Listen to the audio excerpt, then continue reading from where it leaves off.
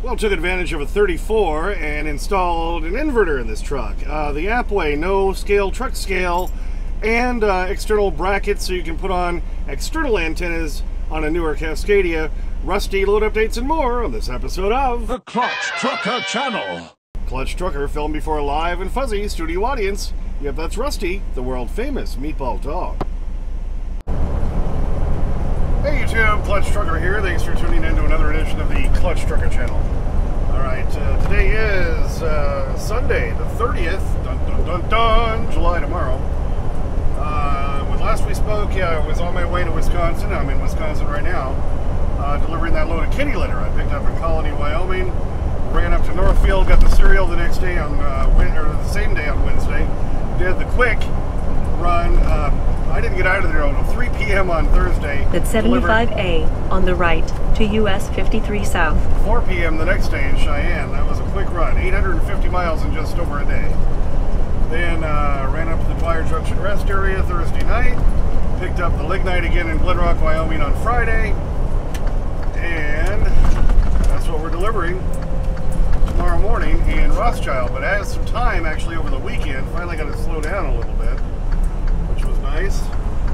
Got some stuff done on the truck, so we're going to talk about all that. I'm going to show you how to put it in an inverter in the truck, how to put on the appWeigh no scale truck scale, and how to put on auxiliary antenna mounts on a Cascadia so you can run custom CB antennas. I'm going to show you all that. So that'll be nice. Then, yeah, after I deliver tomorrow, pick up in Wausau, just up the road, going down to Duluth, Georgia for a Wednesday morning delivery. Then we shoot up to South Carolina. That same day, pick up a load, bringing me back to Windsor, Colorado for a Saturday delivery. 94 on the right to Wisconsin 124. Then I actually get to spend at least about 24 hours at home. I know, it's amazing. So that'll be nice.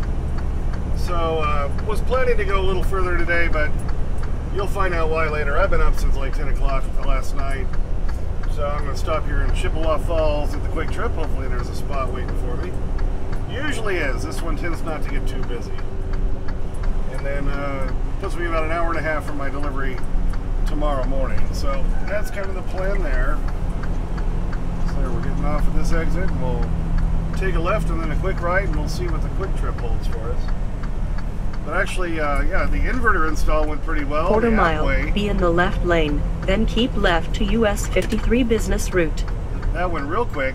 The biggest trouble was the CB antennas and the mounts, and I still got some issues with that, so we'll be going back in time to early this morning to view all that. To US 53 business route, then take the first left.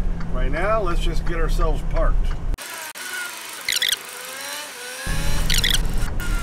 I like this Quick Trip because it usually only has a couple other trucks here. It looks like there's maybe 3, and it looks like my favorite spot I like, right next to the grass for Rusty, is wide open. So we're going to slide on in there and take that one. Get ourselves parked, and then maybe I can get one of their wonderful waffle sausage, egg, and cheese sandwiches in the morning when I'm leaving. That's a beautiful thing, I'm telling you. Brings tears to your eyes, you know what I'm saying? Alright, so like I said, this is an older, smaller Quick Trip, but they do have some truck parking over here off to the side. Get Quick Trip on the left. So, we'll slide on in here and get ourselves parked. What do you think?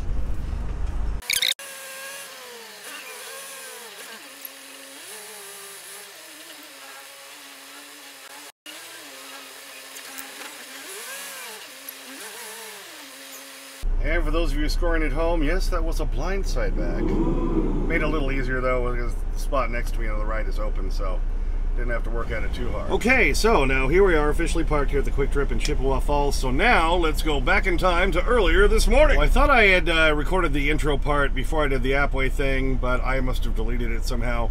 So first I started with installing the appWeigh right above the left drive rear axle airbag on the truck. Here we go. All right, there's the appWeigh installed. There's the airbag. That's the air suspension for the trucks. Okay, and it's this line. It's just a little bit bigger line. So I needed a T connector, and then there's the connector going into the airbag. And so we just needed to put this on. This is a quick connect line. I can't undo it now because I put the air pressure back in. Let's see. But I just dropped the airbag, air pressure, and then these are just quick connects. You just slide the thing in there and it connects, and then once it's in, it's in. If you want to push this ring down, you can pull the tube back out. And I put it as close down there as I could, just so in case I did it wrong, I'd be able to reconnect it.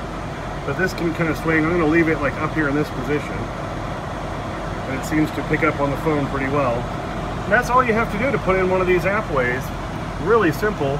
And then that, once you've got it calibrated, then you don't have to go to the cat scale to get a really good idea of what your load weighs. Okay, now when I got loaded, they always they have their scale there at the Lignite, Black Hills Lignite in Glen Rock, Wyoming. And they always give me a breakdown. So there's the steers 11020, drives 33660, trailer 33260. So I can use that to calibrate my appWeigh, because luckily the fuel right now is about exactly at the same level it was when I got loaded on Friday. Okay, all you do, you hit the pencil, you put in your steer amount, you put in your drive amount, and then you put in your trailer amount, and then it shows up on the main screen of the appWeigh right there. Okay, and now we have it all calibrated. Here's the appWeigh calibration. And now look at the little sticky I had showing how much it weighed at the shipper. So now we've got it matched up. So now we're good to go there. So then all I got to do is, once I'm empty again, go pay for a scale one more time, and then calibrate the empty weight for the drive axle and the tandems on the trailer, and then it should be all set to go from then on. And then anytime I get loaded anywhere, I can just open up the appWeigh and see where I'm at. Now, if I'm going to be really, really close to being over on either one, then I'm probably going to still go pay for a cat scale. I've done that before. But if I'm, within, a safe enough range there and it looks good, well, then I know I'm good to go. And so I can save the $13.50, which is what they charge, or is it $14.50 now? It's ridiculous what they charge for the cat scales these days. And the $4 reweigh, hello. When I first started trucking, first weigh was $8 and a reweigh was 50 cents. They've like really gone up on the reweigh price. So the more you can avoid having to pay for the cat scale, the better. What do you think? Okay, so moving on to the next task. Okay, I did bring, last time I was home, a little over a week ago, I got my CB antennas off of my Coronado, because they're Striker antennas to match my Striker radio. Here's my Striker right there. You can see the model number right there. It is the SR447 HPC2.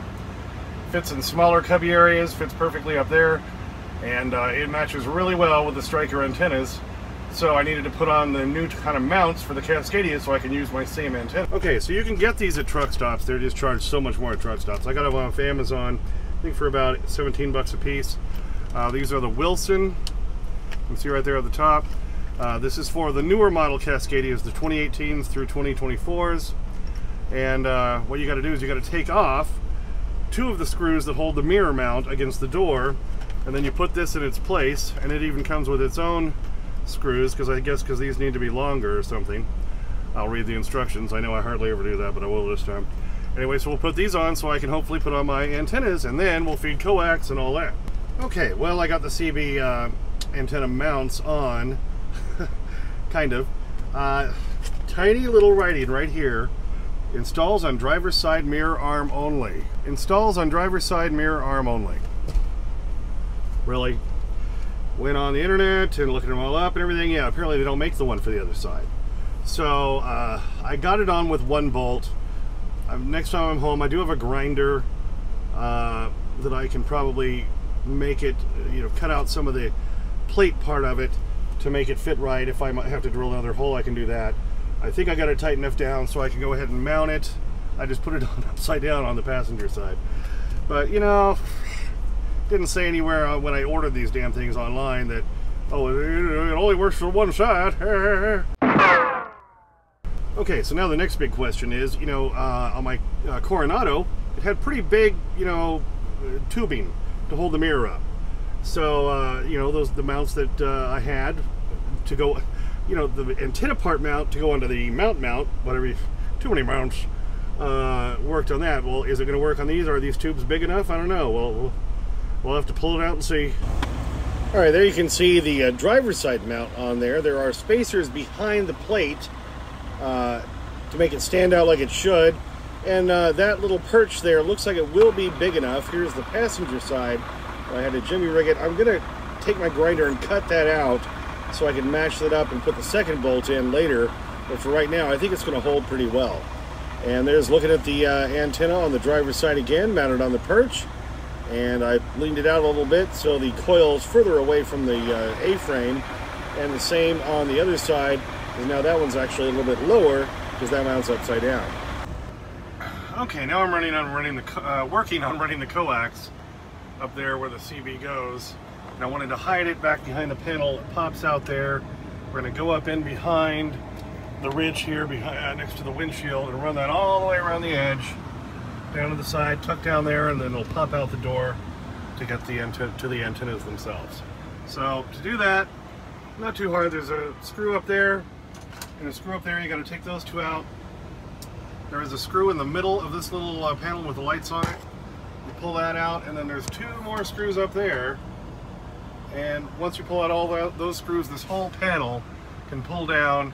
You can find the hole in the back to tuck the wires through, or tuck the coax through, and feed it out the front. Then put it all back together. Okay, well I got all that ran, got everything put back together, and now I've got to put the tips on. If you're going to get the dual coax and run them like I just did, you want to get the kind that don't have the ends already on them on the antenna end. They just have a little end that screws onto the back of these, see right there, that's just about the same size as the cable is around. So that way you can feed it through everything, and once you get it outside, then you put these tips on, and then that screws into the actual antenna. All right, now just have to put this end back into the back of the CB, and we'll give her a test. Well, got the coax all tucked in, got it all connected, and it still doesn't work like it should. The SWR is still way too high, so it keeps cutting itself off. So, at this point, I don't know if it's a problem with the radio, or if it's a problem with the Cascadia. I just don't know. So, I'll have to wait until I get home again, and I think I got an old Cobra I can plug in and try. I gave my unit end to Elliot. I don't think he's ever done anything with it, but I think I still have at least one more at home I can try. And the only other thing I can think of is just running a single coax. Of course, that means buying another coax line, just to one of the antennas, and see what happens with that. But after all that time, no, it still doesn't work right. Did think of one more thing on the antennas. It does have a way to adjust the SWR, because the little smaller antenna part that goes into the big coil, you can move that up and down and then tighten the little pin. Problem is I lost the little Allen wrench to do that. Maybe I have one. I'll have to search in my toolboxes and stuff and see. And if I do, well, maybe I can try that. Okay, so task number 2 didn't go so well. So we're moving on to task number 3, which is to try to install my 2,000 watt inverter from the other truck. And we're going to plug the fridge into that so that I can use the battery APU system on this one more often, because the problem with the inverter attached to that, it's attached to the back batteries, which run that battery powered APU. Well, I only get about an hour before it starts beeping at me, and I got to shut the fridge off, or shut the inverter off, which turns off the fridge, so the temperature rises overnight, which isn't the best thing. You want to keep it at a, certain temperatures. Either that, or I got to start up the engine and run it all night. So my theory is, if I put the inverter in and have it just run, now it'll be running off the front batteries off the truck. This has the optimized idle. So then if those batteries get low, then the truck will start itself and just run for a little while and then shut back off. So that should solve this whole problem. And I do think there was an inverter on this truck before, and I'll show you why. Okay, here's why I think there was another inverter on this truck, because I was looking, and see, there's this hole in the floor here. It was covered up by this panel, just held in by some screws, but a nice circular hole there, which goes right down to the batteries, if you can see those down there. And I'm going to mount the inverter up on that wall behind the seat, like I did in the other truck, so I can run the cables right down there, right down here to the battery box. See, there they are. Took the lid off, cut a slot in the side of the lid so the cables can come in, and hopefully we can do this fairly quickly. Okay, so I laid the inverter onto these two pieces of paper, taped them together so I can make a template for where I need to put in screws into the wall of the cabinet over here so we can hang it up. I'm just going to go on the cabinet wall right down there, kind of in front of where the trash can is. I took down the whole bigger curtains that were up here because I don't use the midway curtains. I don't know where I'm going to put those things, but we'll figure that out later. Alright, there you can see the inverter is nicely mounted on the cabinet wall behind the seat. Now we just got to hook up the batteries. Okay, as you can see, I ran it. There it is coming down the hole to this second battery over.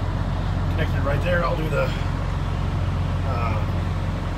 whatchamacallit, black ground one right there. And like I said, they're both coming down from the hole.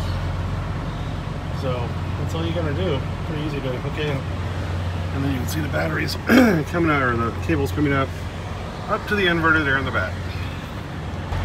Alright, both lines are connected.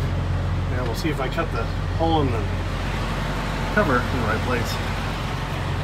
And yes, I did get it hooked up correctly, and like I put in the little text there on the thing, you should always use the shortest cables possible. I used 5-foot cables, which was just enough to go from the batteries up through the hole and up into the inverter. If you use longer cables, it just loses too much current. Alright, so you want to use the shortest possible. 5-foot cables worked great for the Cascadia, so keep that in mind. And I even got one more thing done. My microwave, I had never found a way to strap it in very well. I found an extra ratchet strap, and luckily there's this hole on the side of the microwave cabinet, and it's got two little hooks down at the bottom to run them through. So I was able to run that around, so now it is solidly in place. It won't keep trying to slide out like it's been doing. So there's a fourth task. How about that? So there you have it. There's a way to take advantage of your 34. I hate 34s. They're too long. You know, because even if I sleep in like I did on Saturday, then I got up late in the afternoon. Well, I got up earlier and I took Rusty out. Then I went back to bed. And I got up later in the afternoon and then took him out again. And I had some breakfast and kind of hung out. And I'm like, okay, now it's still like, you know, 12 hours or more before my 34 is up. So I could get going in the middle of the night, which I thought of doing. And I thought, okay, well, maybe I'll try to rest a little bit more and take care of these tasks. And that's what I did. So if you get stuck on a 34, which I hate to do unless I'm home, wouldn't you rather be at home for one? Then take advantage and get some crap done. So there you go. And yes, we got our reset. See, there it is. Got my 34 reset, so I have 70 fresh hours again. There you go, baby. So now, task number, what would this be, 5? I gotta go take a shower. And then we gotta get on the road and drive for 9 hours. What do you think? I did buy this large sponge at the Petro in Albert Lea when I was filling up there to kind of fill that hole for now until I figure something else out. Because that was a much bigger hole than I needed for those cables, but I was glad the hole was there, so I didn't have to drill into the floor and worry about hitting something I shouldn't, you know what I'm saying? For now, that works to keep the sound out and it keeps the cables from shaking. Okay, so like I said, we deliver tomorrow morning, pick up another load, go to Georgia, then go to South Carolina, then back to Colorado, and I get home next weekend for at least about 24 hours. Yeah, there you go. I've got 3 more lignite loads booked, let's see, for the Monday the 8th, Friday the 12th, and Wednesday the 17th, and hopefully we'll fill in between with some cereal or tissue or something to keep me doing the loophole thing and keep trying to bring some money home, and finally maybe trying to actually build up some cash reserves at the old Clutch Trucker house to take care of the fam. You know, that's the whole point in moving to this truck. A lot of things I don't like about it. But, you know, I mean, I custom designed my old truck, so, you know, I hated to give that up. But we're living with it, we're making it work, and I'm doing, put the big boy pants on and earning a living for the family, because that's what I got to do. Well, thanks for tuning in for that one. I hope that helped some of you about installing the inverter or the appWeigh or the external brackets, you know, so you can run actual antenna, CB antennas, or just a satellite antenna if you wanted to on one of these Cascadias. So I hope that helped you out. And yeah, I know, Rusty, they're coming up, all right? Thanks for tuning in. Please subscribe. Please like and comment and share and thumbs up and all that jazz. There's Clutch Trucker on Instagram, Clutch Trucker on Twitter, X, Clutch Trucker 5 on TikTok. I haven't put anything up there for a while. It's usually Rusty stuff. And as always, sniff that magic YouTube fairy dust, Clutch and Rusty. Out. Okay, look, if you would let me get to my car, I can get my purse, which has my money in it. You feel what I'm putting down here? You feel me putting this down? You see what I'm laying down? Well, I could really, I was thinking about having, you know, Quiznos for lunch today. Okay, how much is that? $500. Quiznos does not cost $500. For me, it does. You were spazzing out, Rusty. You realize that? Yeah, the bacon strips are coming. They're coming, I swear. Just wait a second. Okay, are you ready? Are you ready? I'm gonna give it to you. You don't have to jump for it like that, you silly meatball dog. And that would be a good example of why he is the meatball dog. But he's all over them bacon strips. And sing it with me, because why? He's a bacon strip dog. He's a bacon strip dog. Sometimes he eats too fast and he starts to cough. He's a bacon strip dog. Alright, let's get the low-down view of the enjoyment of the bacon strip. Oh yes, you still got a little bit more there. Eat it up there, Mr. Dog. I see one more piece. You're all over it, like white on rice, like hair on a gorilla. Alrighty, let's get that happy dog look. What do you think? Rusty, you got it, buddy.